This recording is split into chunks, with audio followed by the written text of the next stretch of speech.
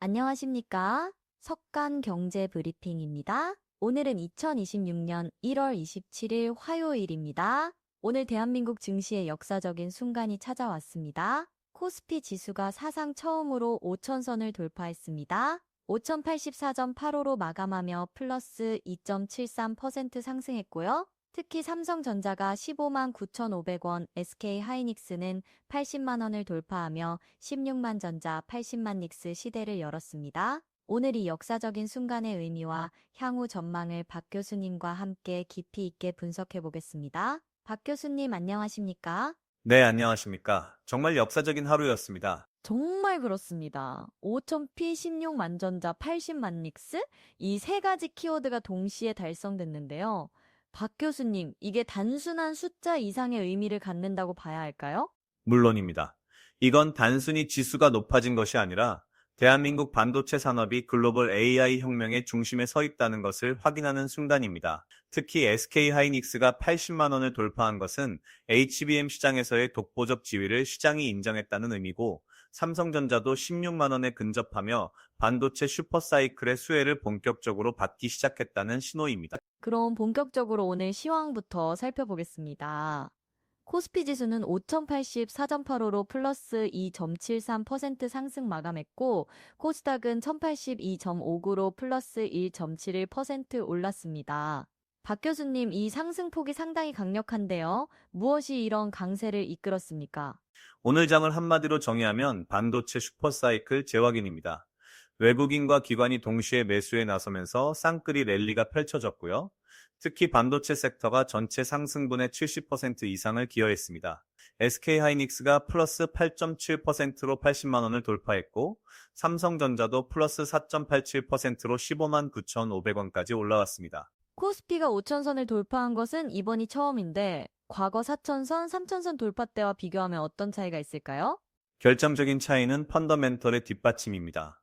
과거 2008년 4천선 돌파는 유동성 장세였고 이후 급락했죠. 하지만 지금은 다릅니다. AI 반도체 수요가 실제로 폭발하고 있고 한국 기업들이 이 시장에서 핵심 공급자 역할을 하고 있습니다. SK하이닉스의 HBM3E는 엔비디아 차세대 GPU에 독점 공급되고 있고, 삼성전자도 HBM3 양산에 성공하면서 점유율을 빠르게 회복하고 있습니다. 이건 실적으로 뒷받침되는 상승이라는 겁니다. 그렇다면 코스닥 상승도 같은 맥락으로 봐야 할까요? 1082.59 플러스 1.71%인데요. 코스닥은 조금 다른 양상입니다. 2차 전지와 로봇 관련주들이 강세를 보였는데요. 에코프로가 플러스 6.3%로 13만 8,400원까지 올랐고, 휴릴 로봇도 플러스 1.35% 상승했습니다. 특히 정부의 로봇 산업 육성 정책이 발표되면서 관련주들이 동반 상승했습니다. LS 일렉트릭도 플러스 7.19%로 53만 7천원까지 올랐는데, 이건 전력망 투자 확대 기대감이 반영된 겁니다. 오늘의 핵심은 역시 반도체입니다. SK하이닉스 80만 원, 삼성전자 16만 원 돌파 임박 이 두 가지를 집중적으로 분석해 보겠습니다. 박 교수님 먼저 SK하이닉스부터 보죠. 80만 원이 갖는 상징성이 상당한데요. SK하이닉스의 80만 원 돌파는 단순한 심리적 저항선 돌파가 아닙니다. 시가총액으로 보면 약 58조 원 수준인데, 이는 국내 시총 3위권에 확고히 자리 잡았다는 의미입니다. 더 중요한 건 증권가의 목표 주가가 계속 상향되고 있다는 점입니다. 오늘 일부 증권사에서는 목표가를 140만 원까지 제시했습니다. 140만 원이요? 현재가 대비 75% 이상 더 오를 수 있다는 건데 그 근거는 뭡니까? 세 가지입니다. 첫째, HBM 시장 독점입니다. 현재 HBM3 시장에서 SK하이닉스 점유율은 약 90%에 달합니다. 엔비디아의 차세대 GPU인 B200, G100, 200에 독점 공급하고 있고, 이 수요가 2026년 내내 폭발적으로 증가할 것으로 예상됩니다. 둘째, 가격 결정력입니다. HBM3의 가격은 일반 D램 대비 5배에서 10배 수준인데, 공급 부족으로 가격이나 압력이 전혀 없습니다. 셋째, 차세대 제품 파이프라인입니다. HBM4 개발도 선도하고 있어서 2027년 이후에도 기술 우위를 유지할 수 있습니다. 그런데 일각에서는 과잉 발주 우려도 나오고 있지 않습니까? AI 기업들이 너무 많이 주문해서 나중에 재고가 쌓일 수 있다는 지적인데요. 오히려 그게 새로운 사이클을 만들고 있다는 분석이 설득력을 얻고 있습니다. 오늘 뉴스에도 나왔듯이 AI 과잉 발주가 반도체 새 사이클을 열고 있다는 센터장의 분석이 있었는데요. 과거에는 과잉 발주가 재고 부담으로 이어졌지만 지금은 AI 경쟁이 워낙 치열해서 기업들이 선제적으로 확보하려는 겁니다. 마이크로소프트, 구글, 메타, 아마존이 모두 자체 데이터 센터를 확장하고 있고 중국 기업들도 미국 제재 전에 최대한 확보하려고 합니다. 이건 단순 재고가 아니라 전략적 비축입니다. 삼성전자는 어떻습니까? 15만 9,500원까지 왔는데 16만 원 돌파가 임박했다는 분석이 많습니다. 삼성전자는 SK 하이닉스보다 약간 늦었지만 이제 본격적인 추격에 나섰습니다. HBM3 양산에 성공했고 엔비디아 공급 승인도 받았습니다.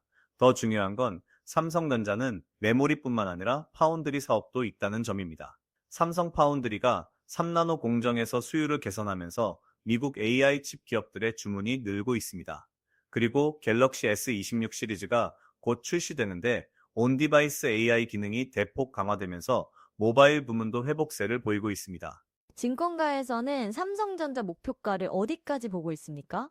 보수적으로는 18만 원, 공격적으로는 24만 원까지 나오고 있습니다. 오늘 뉴스에서도 24만 전자, 112만 닉스가 눈앞이라는 전망이 나왔는데요. 이건 2027년 목표가입니다. 만약 삼성전자가 HBM 시장에서 점유율을 20%까지 회복하고 파운드리에서 TSMC 대비 기술 격차를 좁힌다면 충분히 가능한 시나리오입니다. 그런데 이렇게 반도체에만 쏠리는 현상이 오히려 위험하다는 지적도 있습니다. 오늘 뉴스 중에 코스피 더 오를 여지 남았지만 쏠림 완화가 관건이라는 자본시장 연구원 분석이 있었는데요. 박 교수님, 이 부분 어떻게 보십니까? 매우 중요한 지적입니다. 현재 코스피 시총 상위 10개 종목이 전체 시가총액의 약 55%를 차지하고 있습니다. 이 중 삼성전자와 SK하이닉스가 30% 이상입니다. 이건 미국 나스닥의 빅테크 집중도보다 높은 수준입니다. 문제는 만약 반도체 사이클이 꺾이거나 예상보다 수요가 둔화되면 지수 전체가 급락할 수 있다는 겁니다. 그렇다면 투자자들은 어떻게 대응해야 할까요? 포트폴리오 다각화가 필수입니다. 반도체가 강하다고 해서 전 재산을 여기에 몰빵하는 건 위험합니다. 다른 섹터도 살펴봐야 하는데 예를 들어 방산주, 전력인프라주, 로봇주 등이 있습니다. 오늘 LS 일렉트릭이 플러스 7.19% 오른 것도 AI 데이터 센터 전력 수요 증가 때문입니다. 또 방산주도 지정학적 리스크가 지속되는 한 꾸준한 수요가 있습니다. 현대차는 오늘 오히려 마이너스 0.81% 하락했는데 이건 트럼프 관세 우려 때문입니까? 맞습니다. 오늘 뉴스에 91% 오르다 현대차, 미끌, 트럼프 압박, 오히려 기회라는 제목이 있었는데요. 현대차는 연초 이후 91%까지 올랐다가 최근 트럼프의 자동차 관세 발언으로 조정을 받고 있습니다. 하지만 장기적으로는 기회일 수 있습니다. 현대차는 미국 조지아 공장을 완공했고 전기차 생산도 현지화하고 있습니다. 만약 관세가 부과되더라도 현지 생산 비중이 높아서 타격이 제한적입니다. 오히려 일본이나 유럽 경쟁사 대비 유리할 수 있습니다. 환율 시장 보겠습니다. 원달러 환율은 1444점, 38원으로 마이너스 0.03%, 거의 보합 수준입니다. 박 교수님 주가는 급등했는데 환율이 안정적인 건 긍정적인 신호 아닙니까? 매우 긍정적입니다. 과거에는 주가가 오르면 외국인 자금 유입으로 원화가 강세를 보였는데 지금은 1,400원대에서 안정적으로 유지되고 있습니다. 이건 한국은행의 환율 관리가 효과적이라는 의미이기도 하고 무역 수지가 개선되고 있다는 신호이기도 합니다. 특히 반도체 수출이 폭증하면서 경상수지 흑자가 확대되고 있어서 원화 가치를 떠받치고 있습니다. 미국 국채 10년물 금리는 4.21%로 마이너스 0.61% 하락했습니다. 이게 주식시장에는 어떤 영향을 줍니까? 금리 하락은 주식시장에 우호적입니다. 특히 성장주 밸류에이션에 긍정적인데요. 금리가 내려가면 미래 현금 흐름의 현재 가치가 높아지기 때문에 기술주 성장주의 적정 가치가 올라갑니다. 미국 연준이 올해 2차례 정도 금리 인하를 할 것으로 예상되는데 이게 실현되면 글로벌 유동성이 더욱 풍부해지면서 주식시장에 긍정적입니다. 유가는 어떻습니까? WTI가 60.4달러로 마이너스 0.38% 하락했는데요. 유가 안정은 한국 경제에 매우 긍정적입니다. 한국은 에너지 수입국이기 때문에 유가가 낮으면 무역 수지 개선에 도움이 됩니다. 현재 60달러 초반 수준은 적정 수준인데 OPEX 플러스의 감산과 미국 셰일 증산이 균형을 이루고 있습니다. 다만 중동 지정학적 리스크는 계속 모니터링해야 합니다. 미국 증시를 보겠습니다. 전일 기준으로 S&P 500은 6,950점이 3으로 플러스 0.5%, 나스닥은 23,601.36으로 플러스 0.43%, 다우는 49,412.4로 플러스 0.64% 상승했습니다. 박 교수님, 미국 시장도 안정적인 상승세를 이어가고 있는데 이게 한국 시장에는 어떤 의미입니까? 미국 시장의 안정적 상승은 글로벌 리스크 선호 심리가 유지되고 있다는 신호입니다. 특히 S&P 500이 6,950선을 넘어섰다는 건 7,000선 돌파도 시간 문제라는 의미인데요. 미국 기업들의 실적이 예상보다 좋게 나오고 있고, 특히 빅테크 기업들의 AI 투자가 계속 확대되고 있습니다. 이게 한국 반도체 기업들에게는 직접적인 수혜로 이어집니다. 개별 종목을 보면 애플이 255.41달러로 플러스 2.97% 급등했는데 특별한 이유가 있습니까? 애플의 AI 전략이 구체화되고 있다는 기대감입니다. 애플이 오픈 AI와의 협력을 강화하고 아이폰의 생성형 AI 기능을 대폭 탑재할 것이라는 소문이 돌면서 주가가 급등했습니다. 애플은 그동안 AI 분야에서 다른 빅테크에 비해 뒤처진다는 평가를 받았는데 이제 본격적으로 반격에 나서고 있습니다. 만약 아이폰 18 시리즈가 진정한 AI 폰으로 출시된다면 업그레이드 사이클이 시작될 수 있습니다. 반면 테슬라는 435점이 달러로 마이너스 3.09% 하락했습니다. 일론 머스크의 정치 활동 때문이라는 분석도 있던데요. 테슬라는 여러 악재가 겹쳤습니다. 일론 머스크가 트럼프 행정부에 깊이 관여하면서 테슬라 경영에 소홀하다는 우려가 있고 중국 시장에서 BYD 등 현지 업체들과의 경쟁이 치열해지고 있습니다. 또 전기차 수요 둔화 우려도 있습니다. 다만 테슬라의 자율주행 기술과 로봇 사업은 장기적으로 큰 가치가 있기 때문에 단기 조정은 매수 기회일 수 있습니다. 엔비디아는 186.47달러로 마이너스 0.64% 소폭 하락했는데 이건 차익 실현으로 봐야 합니까? 맞습니다. 엔비디아는 워낙 많이 올랐기 때문에 단기 차익 실현 물량이 나오고 있습니다. 하지만 펀더멘털은 여전히 강력합니다. GB200칩에 대한 주문이 폭주하고 있고 2026년 매출이 전년 대비 50% 이상 증가할 것으로 예상됩니다. 단기 조정은 추가 매수 기회로 활용할 수 있습니다. TSMC는 332.71달러로 마이너스 0.65% 하락했는데 삼성전자와의 경쟁 구도는 어떻게 보십니까? TSMC는 여전히 파운드리 시장의 절대 강자입니다. 이나노 공정에서 수율이 90%를 넘어섰고 애플, 엔비디아, AMD의 최첨단 칩을 독점 생산하고 있습니다. 하지만 삼성전자가 3나노에서 수율을 개선하면서 격차를 좁히고 있고 특히 GAA 기술에서는 오히려 앞서고 있다는 평가도 있습니다. 앞으로 2나노, 1나노 경쟁이 본격화되면 삼성전자에게도 기회가 있습니다. 트럼프 관세 이슈를 좀 더 깊이 다뤄보겠습니다. 오늘 뉴스 중에 관세 내성 생긴 코스피 사상 첫 종가 5,000피 달성이라는 제목이 있었고 또 관세 폭탄에 다 죽어도 한국은 생존, 최대 채권 운용사 엄지척이라는 기사도 있었습니다. 박 교수님, 한국 시장이 관세 리스크에 대한 내성이 생겼다는 건 어떤 의미입니까? 이건 매우 중요한 변화입니다. 과거에는 트럼프가 관세 얘기만 꺼내도 한국 증시가 급락했습니다. 하지만 지금은 다릅니다.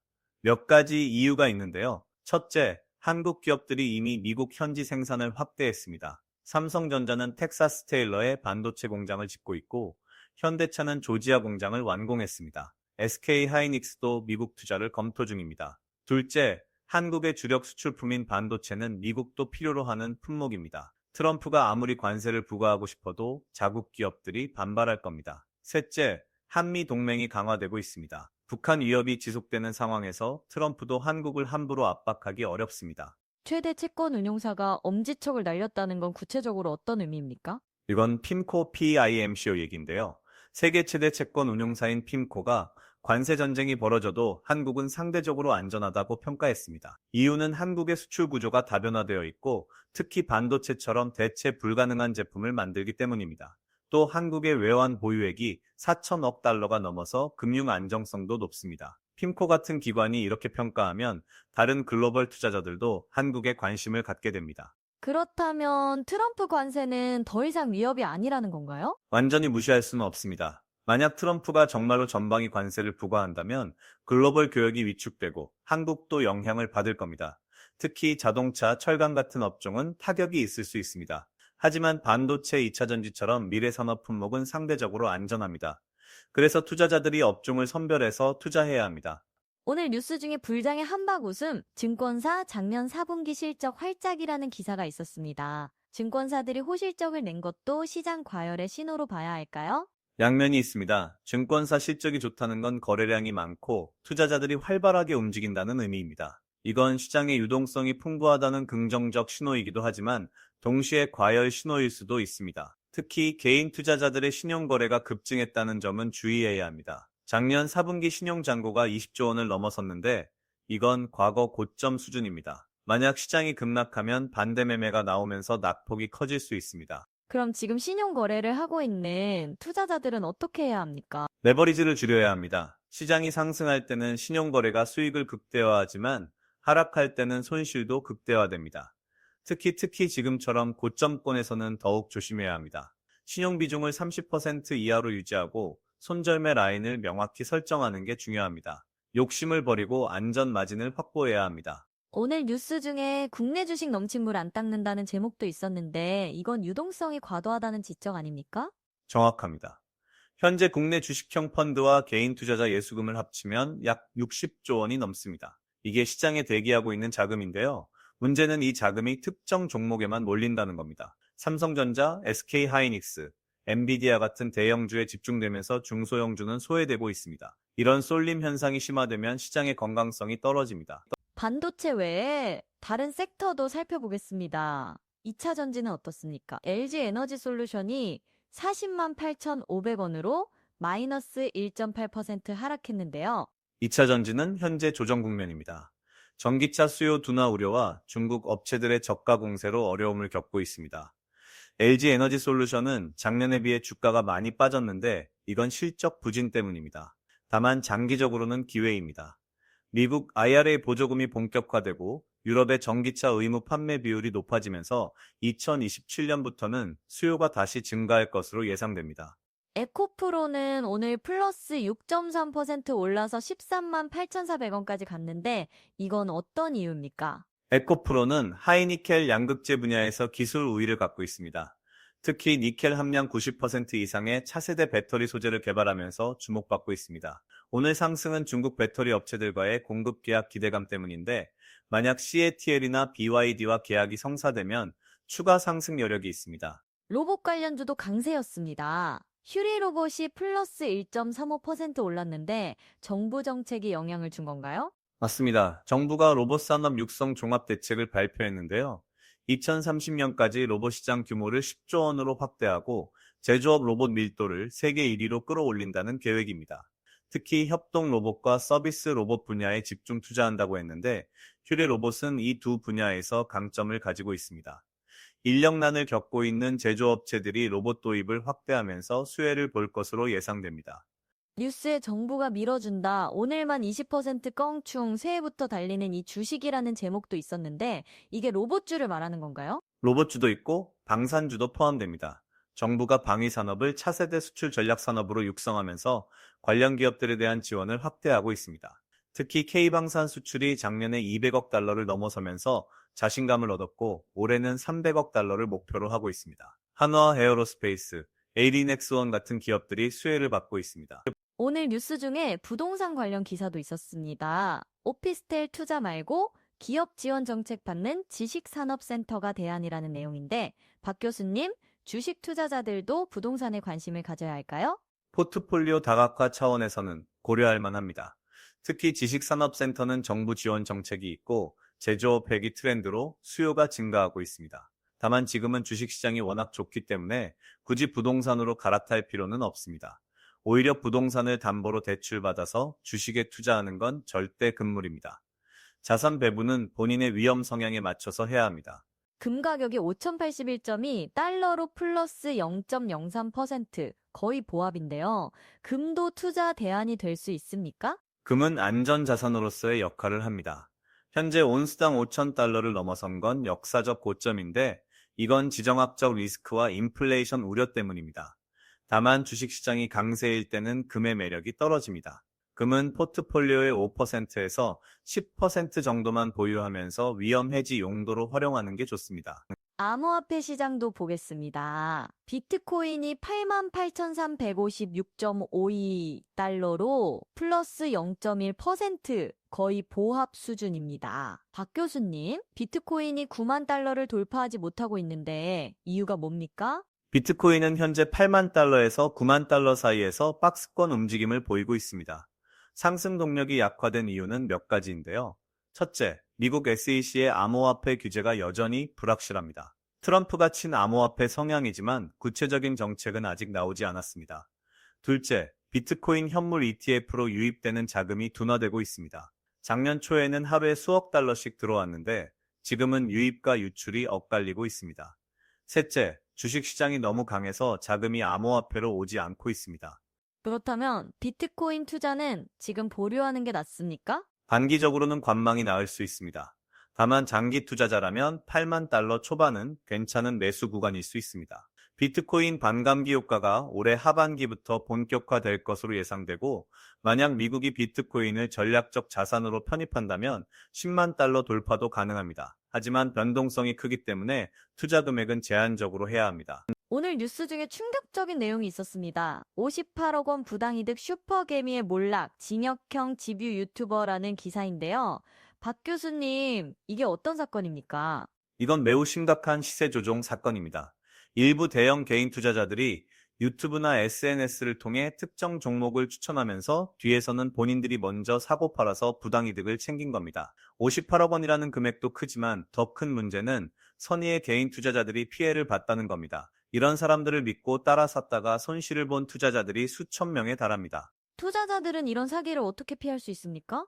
몇 가지 원칙을 지켜야 합니다. 첫째, 무료 종목 추천을 절대 믿지 마십시오. 정말 좋은 종목이라면 왜 공짜로 알려주겠습니까? 둘째, 유튜버나 인플루언서의 말을 맹신하지 마십시오. 그들도 틀릴 수 있고, 심지어 의도적으로 속일 수도 있습니다.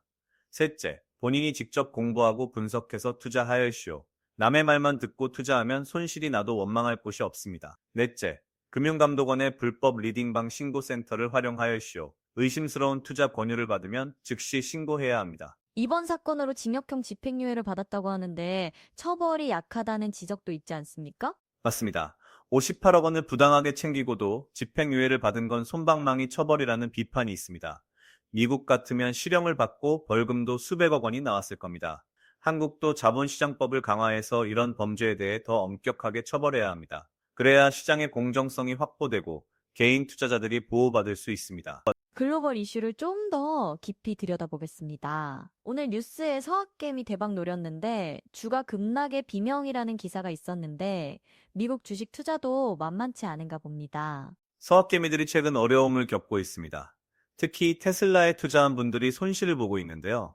테슬라가 작년 고점 대비 30% 이상 빠지면서 물린 투자자들이 많습니다. 또 일부 바이오 기업이나 스펙에 투자했다가 상장 폐지 위기에 몰린 경우도 있습니다. 미국 주식이라고 해서 무조건 안전한 게 아닙니다. 오히려 한국 주식보다 변동성이 크고 언어 장벽 때문에 정보 접근도 어렵습니다. 그렇다면 미국 주식 투자는 어떻게 접근해야 합니까? ETF를 활용하는 게 가장 안전합니다. S&P 500 ETF나 나스닥 100 ETF에 투자하면 개별 종목 리스크를 피할 수 있습니다. 만약 개별 종목에 투자하고 싶다면 애플, 마이크로소프트, 구글처럼 대형 우량주 위주로 가야 합니다. 그리고 절대 빚내서 투자하지 마십시오. 환율 변동 리스크도 있기 때문에 여유 자금으로만 투자해야 합니다. VX 지수가 16.15로 플러스 0.37% 올랐는데 이건 변동성이 커진다는 신호 아닙니까? VIX가 16 수준이면 아직은 안정적인 편입니다. 보통 20을 넘으면 시장이 불안해진다고 보는데 지금은 그 정도는 아닙니다. 다만 최근 며칠간 VIX가 조금씩 오르고 있는 건 사실입니다. 이건 투자자들이 단기 조정 가능성을 염두에 두고 있다는 의미입니다. 특히 미국 빅테크 실적 발표가 이번 주부터 본격화되는데 만약 실적이 기대에 못 미치면 변동성이 커질 수 있습니다. 앞으로 주목해야 할 일정들을 정리해 보겠습니다. 박 교수님, 이번 주 중요한 이벤트가 뭐가 있습니까? 이번 주는 미국 빅테크 실적 발표 주간입니다. 마이크로소프트, 메타, 애플, 아마존이 모두 실적을 발표하는데 특히 AI 투자 계획과 클라우드 사업 성장률이 주목됩니다. 만약 이들 기업이 AI 투자를 더 확대한다고 하면 엔비디아와 한국 반도체 기업들에게 호재입니다. 반대로 투자를 줄인다고 하면 악재가 될 수 있습니다. 국내 일정은 어떻습니까? 다음 주에 한국은행 금융통화위원회가 열립니다. 기준금리를 동결할 것으로 예상되지만 향후 통화 정책 방향에 대한 힌트가 나올 수 있습니다. 만약 하는이 상반기 중 추가 인하 가능성을 시사하면 주식시장에 긍정적입니다. 또 2월 초에는 삼성전자와 SK하이닉스의 작년 4분기 실적이 발표됩니다. 시장 예상치를 상회할 것으로 보이는데 만약 가이던스가 좋게 나오면 추가 상승 동력이 될 수 있습니다. 해외에서는 어떤 일정이 있습니까? 2월 초에 미국 고용 지표가 발표됩니다. 비농업 고용이 예상보다 강하게 나오면 연준의 금리 인하 기대가 약화될 수 있어서 주의해야 합니다. 또 중국 춘절 연휴가 2월 초에 있는데 연휴 이후 중국 경기 회복 여부가 중요합니다. 중국이 경기 부양책을 추가로 내놓으면 글로벌 증시에 긍정적입니다. 이제 투자 전략을 정리해 보겠습니다. 박 교수님, 현재 시점에서 투자자들은 어떤 전략을 취해야 할까요? 현재는 상승장이지만 고점권이기 때문에 신중한 접근이 필요합니다. 몇 가지 전략을 제시하겠습니다. 첫째, 핵심 포지션은 유지하되 추격 매수는 자제하열시오. 삼성전자나 SK하이닉스를 이미 보유하고 있다면 계속 들고 가는 게 맞지만 지금 새로 진입하는 건 부담스럽습니다. 둘째, 조정 시 분할 매수 전략을 준비하열시오. 코스피가 4,800선까지 조정받으면 그때 추가 매수하는 게 안전합니다. 셋째, 포트폴리오를 다각화하열시오. 반도체 50%, 2차전지 20%, 방산 로봇 20%, 현금 10% 정도로 분산하는 게 좋습니다. 단기 트레이딩을 좋아하는 투자자들은 어떻게 해야 합니까? 단기 트레이더라면 변동성 큰 종목을 노려야 합니다. 테마주나 중소형주가 기회인데 다만 손절매를 철저히 해야 합니다. 예를 들어 로봇주나 양자 컴퓨터주 같은 테마주는 하루에 10% 이상 움직이기 때문에 단기 수익을 노릴 수 있습니다. 하지만 마이너스 5%에서 손절매하고 플러스 10%에서 익절하는 규칙을 지켜야 합니다. 욕심부리다가 물리면 장기 투자로 전환해야 하는데 그럼 자금이 묶입니다. 장기 투자자들에게는 어떤 조언을 하시겠습니까? 장기 투자자라면 지금이 오히려 기회입니다. 향후 3년에서 5년을 내다보면 AI 반도체 시장은 지금보다 몇 배 더 커질 겁니다. 삼성전자가 24만 원, SK하이닉스가 112만 원까지 간다는 전망도 호황된 게 아닙니다. 다만 단기 변동성은 감수해야 합니다. 중간에 10%, 20% 빠질 수 있지만 그걸 견디고 들고 있으면 결국 보상받을 수 있습니다. 배당도 꾸준히 나오기 때문에 장기 보유 시 복리 효과를 누릴 수 있습니다. 은퇴 자금을 운용하는 중장년층은 어떻게 해야 할까요? 중장년층은 안정성이 최우선입니다. 주식 비중을 50% 이하로 유지하고 나머지는 채권이나 배당주에 투자해야 합니다. 주식 투자를 하더라도 삼성전자, SK하이닉스 같은 대형 우량주 위주로 가야 하고 절대 신용거래는 하지 마열시오. 또 매달 배당이 나오는 월배당 ETF를 활용하면 생활비를 충당할 수 있습니다. 미국 배당 귀족주 ETF도 좋은 선택입니다. 마지막으로 리스크 요인들을 점검해 보겠습니다. 박 교수님, 현재 시장에서 가장 큰 리스크는 뭐라고 보십니까? 세 가지를 꼽겠습니다. 첫째, 미국 금리 인하 지연입니다. 만약 미국 경제가 예상보다 강하게 나오고 인플레이션이 재가속하면 연준이 금리를 더 오래 높게 유지할 수 있습니다. 그러면 글로벌 유동성이 타이트해지면서 주식시장에 부담이 됩니다. 둘째, 중국 경제 둔화입니다. 중국은 한국의 최대 수출 시장인데 만약 중국 경기가 더 나빠지면 한국 수출에 타격이 옵니다. 특히 반도체 수요의 30%가 중국에서 나오기 때문에 중국 리스크는 무시할 수 없습니다. 셋째, 지정학적 리스크입니다. 북한 도발, 중동 전쟁 확대, 대만 해협 긴장 등이 언제든 터질 수 있습니다. 이런 리스크에 대비하려면 어떻게 해야 합니까? 포트폴리오에 방어 자산을 편입해야 합니다. 금이나 달러 자산을 10% 정도 보유하면 위험 해지가 됩니다. 또 현금 비중을 최소 10%는 유지해야 합니다. 급락장이 왔을 때 현금이 있어야 저점 매수를 할 수 있습니다. 그리고 손절매 라인을 미리 정해 두열시오. 본인이 감당할 수 있는 최대 손실폭을 정하고 그 선을 넘으면 무조건 손절해야 합니다. 반도체 사이클이 꺾일 가능성은 없습니까? 단기적으로는 조정이 있을 수 있지만 중장기 사이클이 꺾일 가능성은 낮습니다. AI 혁명은 이제 시작 단계이고 메타버스, 자율주행, 로봇 등 반도체 수요처가 계속 늘어나고 있습니다. 다만 분기별로는 실적 변동성이 있을 수 있습니다. 예를 들어 1분기는 비수기라서 실적이 주춤할 수 있는데 그럴 때 주가가 한시적으로 조정받을 수 있습니다. 하지만 그건 매수 기회로 봐야 합니다. 벌써 마무리 시간이 다가왔습니다. 박 교수님, 오늘 역사적인 5000피 돌파를 지켜봤는데요. 마지막으로 투자자들에게 한 말씀 부탁드립니다. 오늘은 정말 역사적인 날이었습니다. 코스피 5천선, 16만 전자, 80만 닉스, 이 세 가지가 동시에 달성됐다는 건 대한민국 자본시장의 새로운 시대가 열렸다는 의미입니다. 하지만 투자자 여러분께 당부드리고 싶은 건 이런 상승장일수록 냉정함을 잃지 말라는 겁니다. 시장은 영원히 오르지 않습니다.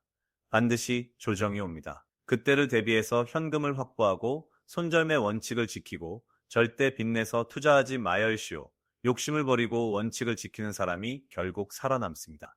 장기적으로는 한국 시장이 더 성장할 것이라고 확신하지만 단기 변동성은 감수해야 합니다. 여러분 모두 성공 투자하시길 바랍니다. 네, 감사합니다. 박 교수님 말씀처럼 상승장일수록 냉정함이 필요하다는 점 꼭 기억하시기 바랍니다. 오늘 코스피가 사상 처음으로 5천선을 돌파하며 5,084.85로 마감했습니다. 삼성전자는 15만 9,500원, SK하이닉스는 80만 원을 기록하며 반도체 슈퍼사이클을 확인했습니다. 하지만 시장 쏠림 현상과 고점 리스크도 함께 관리해야 한다는 점 명심하시기 바랍니다. 내일도 변화하는 시장 상황을 면밀히 분석해서 찾아뵙겠습니다. 지금까지 석간 경제브리핑이었습니다. 시청해주신 여러분 감사합니다.